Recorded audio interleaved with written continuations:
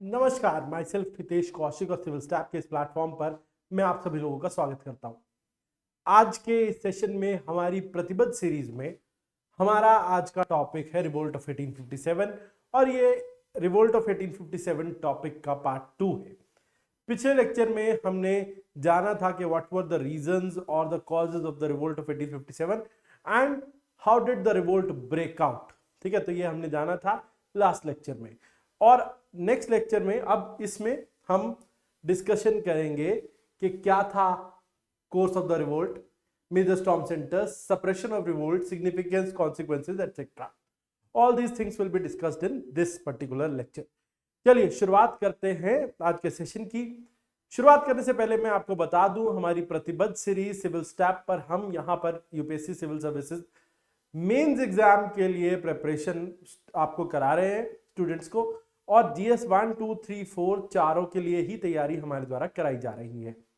चलिए स्टार्ट करते हैं आज के सेशन को और कोर्स ऑफ द रिवोल्ट जान लेते हैं। देखिए, जैसा मैंने आपको लास्ट लेक्चर में बताया था कि द रिवोल्ट जो है उसका आउटब्रेक, जो पहली चिंगारी थी, that broke out from Bengal में बरकपुर, बैरामपुर, दो ट्विन यूनिट्स थी जहां पर सबसे पहले रिवोल्ट ब्रेकआउट हुआ था, और जहां पर Mangal Pandey was the first person to break the revolt और जिसने पहली गोली चलाई थी इस विद्रोह की।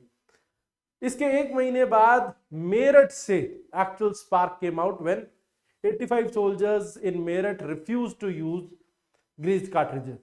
उसके बाद उनका कोर्ट मार्शल किया गया, उन्हें नौकरी से निकाला गया और वहीं से सारी प्रॉब्लम शुरू हुई। ठीक है, इसके बाद हाँ जी, इसके बाद मेरठ से आगे ये म्यूटनी दिल्ली, आगरा, कानपुर और लखनऊ पहुंची। मेरठ में ये म्यूटनी हुई थी 9 मई 1857 को, जब कदम सिंह नाम के एक लीडर ने मेरठ से सिपाहियों को लेकर दिल्ली पहुंच गए थे। उनका मकसद था दिल्ली में जाके बहादुर शाह जफर से मिलना और उनसे ये रिक्वेस्ट करना कि आप हमें लीड करें, हम ईस्ट इंडिया कंपनी के खिलाफ विद्रोह की शुरुआत कर रहे हैं और हम चाहते हैं कि उसमें आप हमारा साथ दें और हमें लीड करें। और 10 मई को ये लोग जो है वो दिल्ली के लिए रवाना हो गए थे। ठीक है, और then during the course of the revolt what happened, Delhi में जब वो पहुंचे तो वहां पर नेम और सिंबॉलिक, नॉमिनल और सिंबॉलिक लीडर बने Bahadur Shah Zafar, because he was around the age of 80 years जिस समय पर ये घटना हुई थी 1857 में। तो ये वो खुद उस लड़ाई में उसको लीड नहीं कर सकते थे, तो his commander general Bhagat Khan was the real leader, और जिनके अंडर एक कोर्ट ऑफ सोल्जर्स था जिसमें 6 आर्मी मैन और 4 सिविलियंस थे, जो वो शायद कोर्ट ऑफिशियल्स थे बहादुर शाह जफर के। ये सब मिलके जो है वो उस युद्ध को कैसे लड़ना है उसको मैनेज कर रहे थे, और अफेयर्स ऑफ द स्टेट जो भी थे वो सारे वही मैनेज कर रहे थे, पर सारे जो डिसीजंस थे वो बादशाह के नाम से लिए जा रहे थे, बहादुर शाह जफर के नाम से। तो this was the scene in Delhi and it was a major storm centre of revolt of 1857। उसके अलावा Kanpur was also a major storm centre.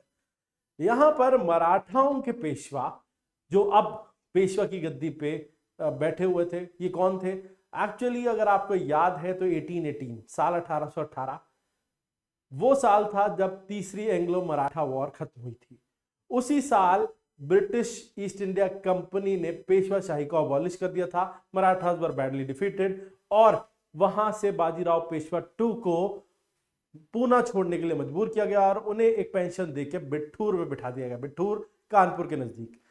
तब से पेशवा और उनकी फैमिली बिठूर कानपुर के नजदीक ही रह रहे थे। उसके बाद 1850s में उनकी पेंशन भी बंद कर दी गई।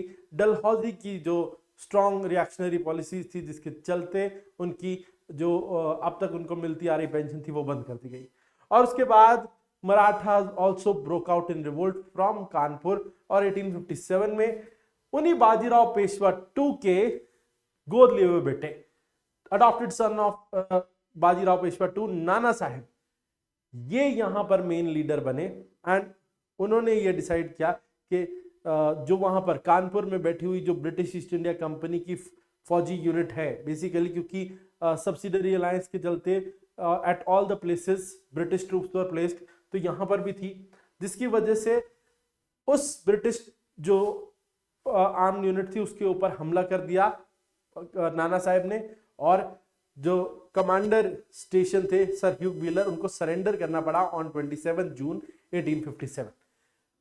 इसी दिन sir Hugh wheeler was killed in the battle, और साथ ही में इसके बाद विक्टोरियस उस समय पर नाना साहब जो थे उन्होंने अपने आप को पेशवा डिक्लेयर किया, बट इस टाइम किसी छत्रपति मराठा राजा का नहीं, बल्कि उन्होंने अपने आप को पेशवा डिक्लेयर किया मुगल बादशाह बहादुर शाह जफर का, और ये कहा कि हम उनके झंडे तले लड़ने को तैयार हैं। और यहां से उन्होंने सिंबॉलिकली ये भी अनाउंस किया कि मराठा और मुगल दोनों एक साथ लड़ने के लिए तैयार हैं। उसके अलावा लखनऊ में रिवोल्ट वाज लेड बाय बेगम हजरत महल। लखनऊ में ये जो युद्ध था उसमें रिवोल्ट की लीडर थी बेगम हजरत महल। इसकी स्टोरी कुछ ऐसे है कि वाजिद अली शाह 1847 में अवध के नवाब हुआ करते थे, लेकिन वाजिद अली शाह माना जाता है कि वो आर्ट और कल्चर से जुड़े हुए व्यक्ति थे, बहुत ही ज्यादा उनका म्यूजिक, डांस और इन सभी चीजों में इंटरेस्ट था। इसी वजह से ब्रिटिश जो जिनका उनके साथ सब्सिडरी अलायंस था, ब्रिटिश जो ऑफिशियल्स थे जो अवध में पोस्टेड थे, वो ऐसी रिपोर्ट्स भेजा करते थे ब्रिटिश ईस्ट इंडिया कंपनी को कि nawab is not interested in the affairs of the state, तो वो राज्य के जो अफेयर्स हैं उनमें ज्यादा इंटरेस्टेड नहीं है, he is interested in music and dance. और यहां से ईस्ट इंडिया कंपनी को एक गलतफहमी हो जाती है कि nawab is very unpopular and nobody likes nawab, तो उनको लगा this is the high time when we succeed power in Awadh and we should capture Awadh, और इसीलिए उन्होंने अवध पर 1856 में कब्जा कर लिया थ्रू देयर मिलिट्री तो उनकी वहां से पहले से ही पोस्टेड थी और उसके जरिए उन्होंने वो कर लिया। Nawab Wajid Ali Shah was arrested and was sent to Calcutta, ताकि वो वहां पर ना रहे और किसी विद्रोह को हवा ना दे सके। उसके बाद 1857 में उनकी wife Begum Hazrat Mahal along with his son Birjis Qadir, they revolted against East India company, और यहां पर मकसद था कि जो ब्रिटिश फौजी टुकड़ी जो पोस्टेड है लखनऊ में उसको मार पीट के वहां से भगा दिया जाए। तो सेम जैसा कानपुर में नाना साहब ने किया था, अंग्रेजी टुकड़ी को पीट के वहां से भगा दिया था, same was done by Birjis Qadir and Begum Hazrat Mahal in Lucknow when they defeated army of Henry Lawrence the British resident officer in Lucknow and killed him in the battle. और सेम वही चीज जो कानपुर में हुई थी वही लखनऊ में भी हुई। आफ्टर दैट बरेली में आए तो बरेली में खान बहादुर एक रोहिला डिसेंडेंट थे, और इन्होंने 40,000 की फौज इकट्ठी कर ली थी and he offered a stiff resistance to the British. Bihar में आरा में कुंवर सिंह जगदीशपुर के जमींदार थे, a man who was in 70s, उन्होंने एक बड़ी फौज इकट्ठी कर ली थी। उनसे उनकी जमीनें छीनी जा रही थी, उनकी जागीर छीनी जा रही थी फॉर द रीजन बिकॉज उन्होंने जो है वो टैक्सेस सही तरीके से जमा नहीं कराए थे। रीजन था because many areas of Bihar were facing famine, और जिसकी वजह से लोगों की फसलें खराब हुई थी। जमींदार जिसको काम दिया गया था टैक्स कलेक्शन का, zamindar refuse to collect taxes from people, और इसके एवज में जमींदार को पनिश किया जा रहा था, और जमींदार से उसकी जमींदारी भी छीनी जा रही थी, और उसकी पर्सनल प्रॉपर्टी को जो है वो नीलाम करने की धमकी भी दे रहे थे कौन? ब्रिटिश। इसके चलते जगदीशपुर के जमींदार जो वहां के लोगों के लिए एक फादर फिगर थे, उन्होंने लोगों को इकट्ठा किया और he started offering stiff resistance to British. तो उन्होंने आरा से दीनापुर तक एक बड़ी फौज इकट्ठी की थी टू फाइट अगेंस्ट ब्रिटिश। ठीक है, नेक्स्ट इज फैजाबाद। फैजाबाद में मौलवी अहमदुल्ला ऑफ फैजाबाद। मौलवी अहमदुल्ला इज फेमस एज मुल्ला डंका शाह। क्यों? क्योंकि उन्होंने अंग्रेजों के खिलाफ लोगों के अंदर एक जो है इस तरीके का जो भाव पैदा किया था, जिससे उन्होंने ये समझ लिया कि ब्रिटिश जो है वो बाहरी लोग हैं जो मुस्लिम रूल को खत्म करने के लिए यहाँ पर आए हैं, और इसकी वजह से he called all the Muslims to unite with each other and offer resistance against British rule।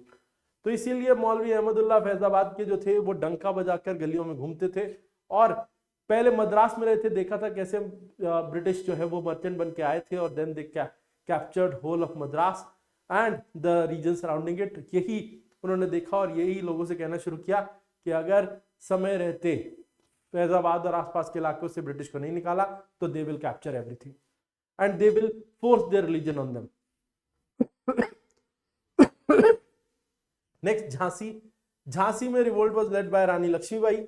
Rani Lakshmibai was supported by Tantya Tope. Tantya Tope कौन थे? नाना साहेब जो मराठाओं के कमांडर थे, कानपुर में बैठे थे, उन्होंने अपने एक जनरल तांत्या टोपे जिनकी छावनी या जिनकी जो आर्म फोर्सेस थी वो ग्वालियर में थी, उनको एक काम दिया था to help Rani Lakshmibai at any cost. ठीक है, तो Rani Lakshmibai join Tantya Tope and after the defeat of Jhansi, फिर झांसी रानी लक्ष्मीबाई ने और तांत्या टोपे ने दोनों ने मिलकर ग्वालियर में जाके भी ब्रिटिश ईस्ट इंडिया कंपनी के खिलाफ लड़ाई लड़ी थी। ठीक है, तो ये झांसी की रेजिस्टेंस थी। और finally when Rani Lakshmibai was finally defeated in the battle and was killed, तो वो ग्वालियर में उनकी डेथ हुई थी, ना कि झांसी में। ठीक है जी। नेक्स्ट, अब storm centres, major storm centres देख लेते हैं इसमें। Delhi was a major storm centre जहां पर रिवोल्ट लीडर थे Bahadur Shah two and general Bakht Khan. Lucknow was also an important centre जहां बेगम हजरत महल, बिदरीस कादिर और मौलवी अहमदुल्ला यहां पर लीड कर रहे थे। कानपुर यहां पर लीडर थे नाना साहेब, राव साहिब, तांत्या टोपे, अजीमुल्ला खान। झांसी में Rani Lakshmibai was the obvious leader. Bihar में कुंवर जगदीश सिंह और अमर सिंह लीड कर रहे थे। राजस्थान में जयदयाल सिंह और गुरदयाल सिंह। कुछ छोटी छोटी रियासतें थी जो ब्रिटिश ईस्ट इंडिया कंपनी की पॉलिसी से परेशान थी, वो रिवोल्ट कर रही थी। फर्रुखाबाद में तुफजल हसन खान, असम में कनपरेश्वर सिंह और मनीराम दत्ता बरुआ, उसके अलावा उड़ीसा में सुरेंद्र शाही और उज्जवल शाही।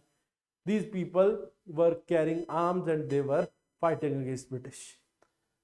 अब at different places the revolt leaders faced resistance from British officials also. जैसे बहादुर शाह जफर से दिल्ली में सामने लड़े जॉन निकलसन। बेगम हजरत महल जो लखनऊ थी उनकी रेजिस्टेंस को क्रश करने के लिए सामने हेनरी लॉरेंस। कानपुर में नाना साहब के सामने सर कोलिन कैंपबेल।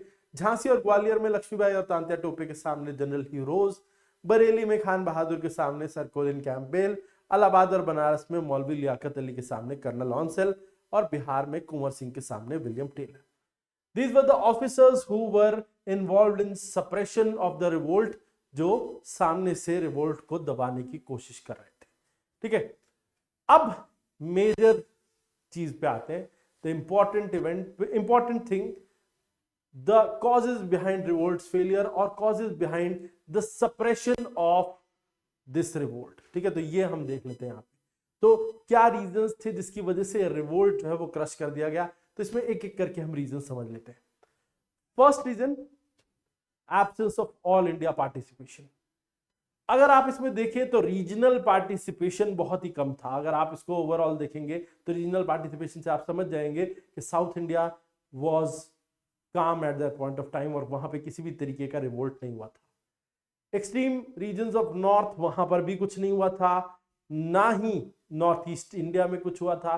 अगर कहीं पर हुआ था तो वो सेंट्रल इंडिया और नॉर्थ इंडिया के कुछ हिस्से थे जहां पे रिवोल्ट हुआ था। और and even in north India many regional rulers were supporting British at that point of time।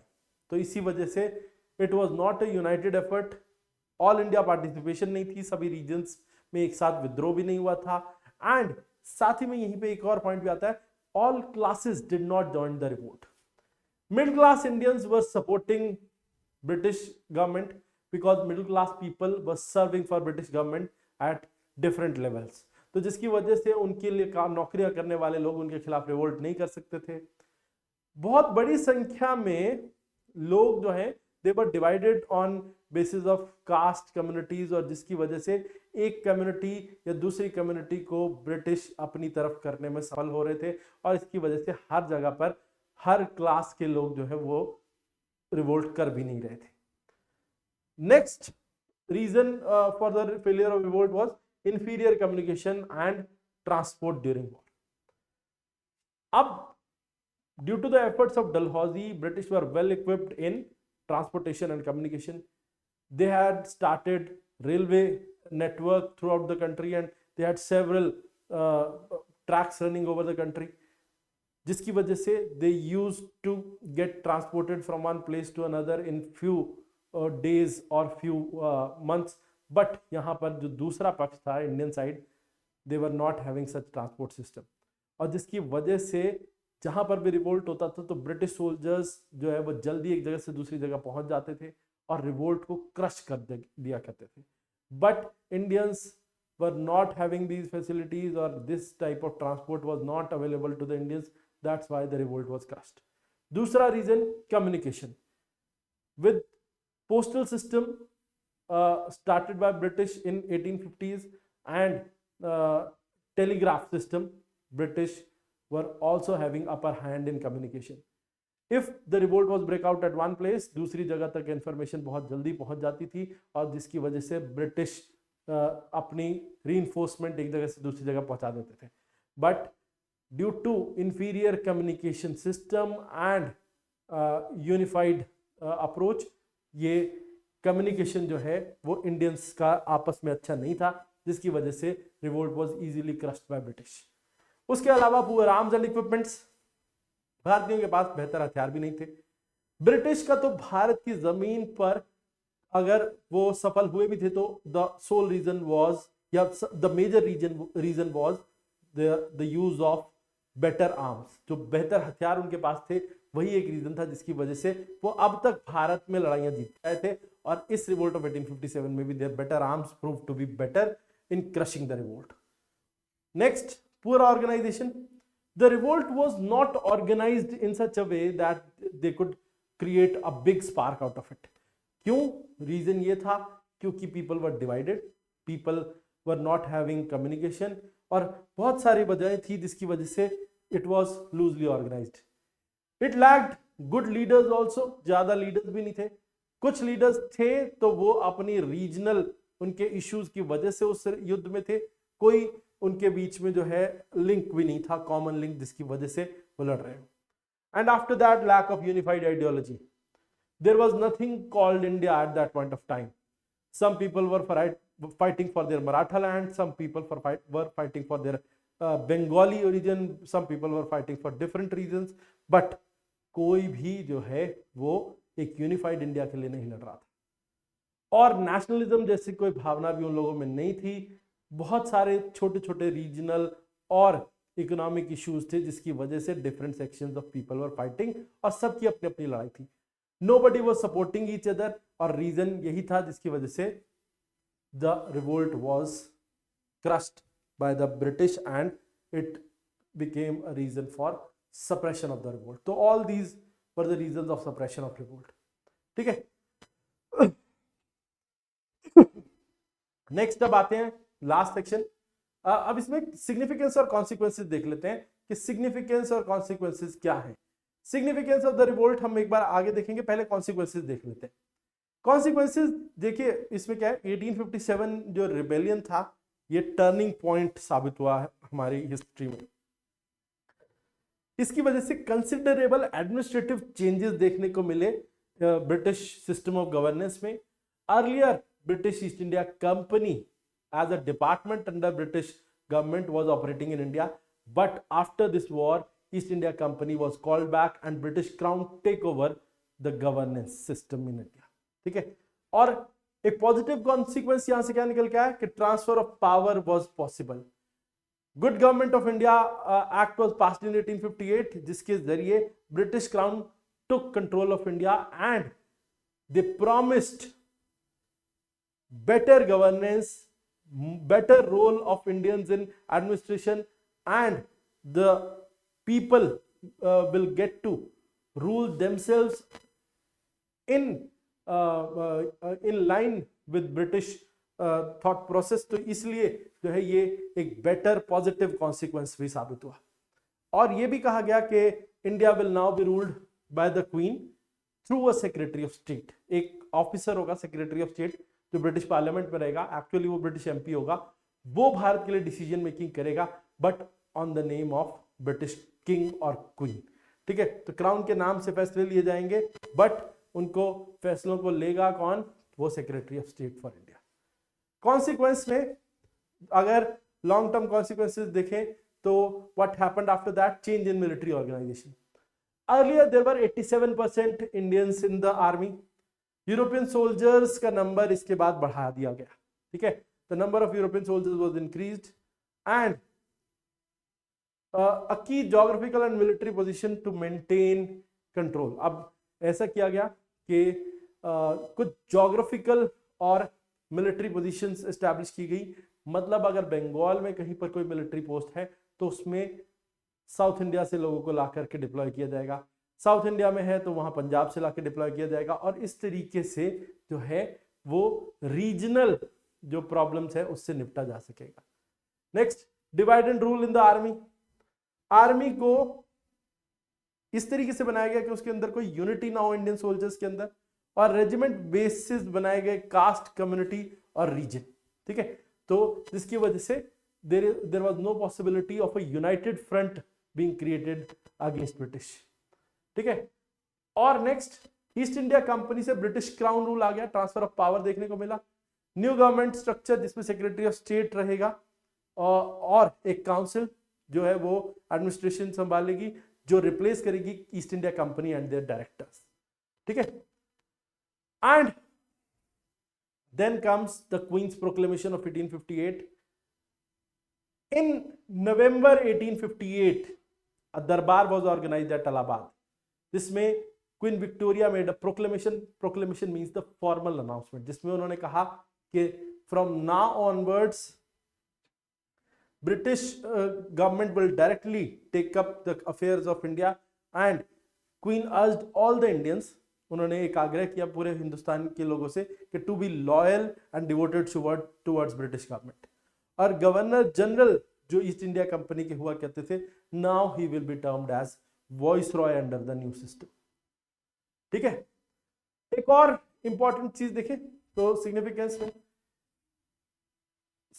में हम ये कह सकते हैं कि कॉन्सिक्वेंसेस हमने देख लिया, बट सिग्निफिकेंस में कि ये वॉर जो थी it saw Hindu Muslim unity throughout the war.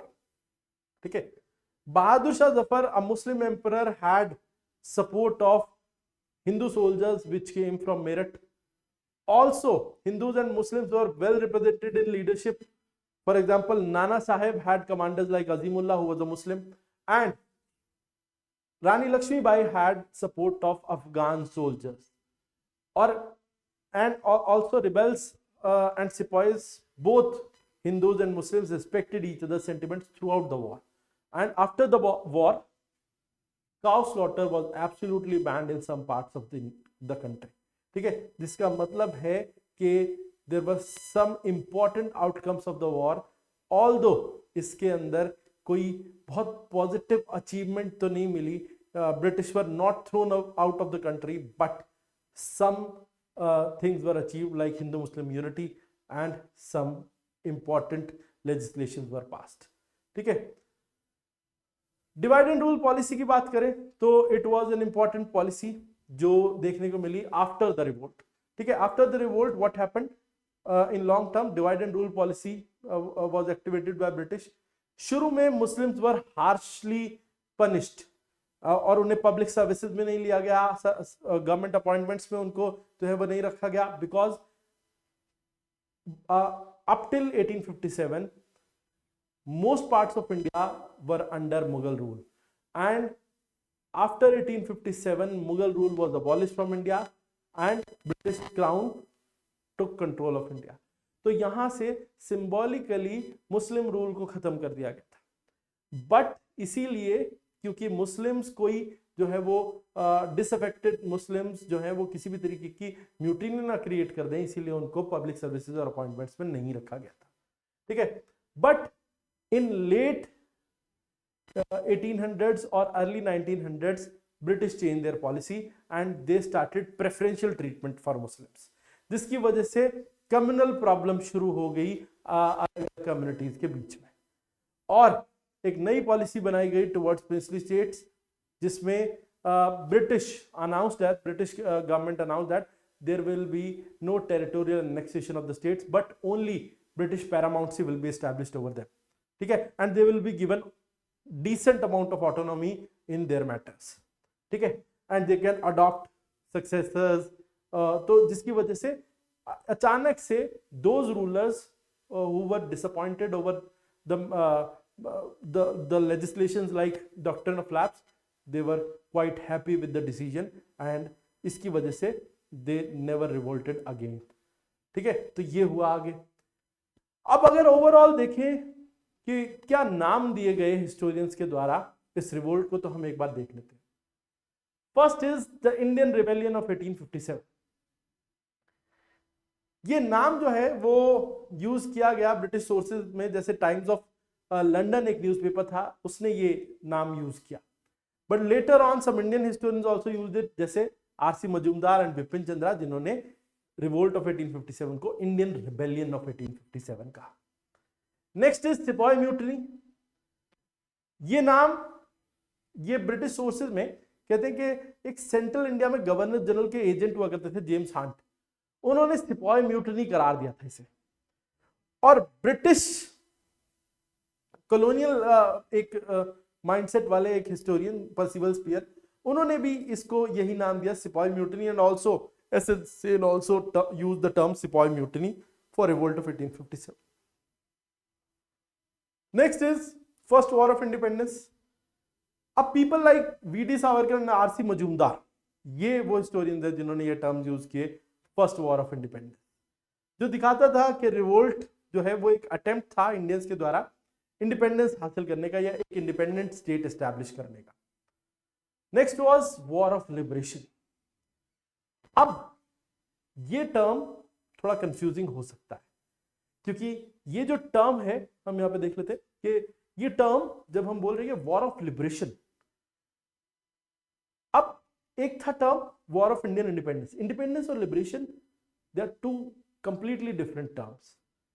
When we are using liberation, this means liberation means the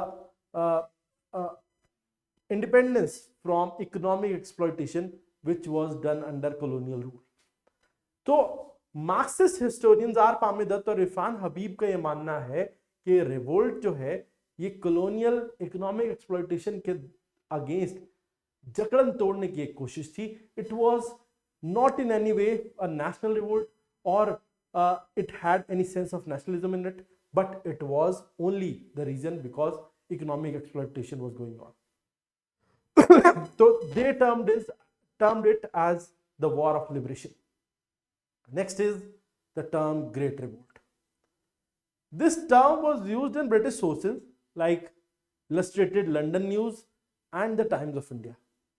यहाँ पे मैं एक बात और बता दूं कि in 1859-60 the Times of India had a different name which was Bombay Times।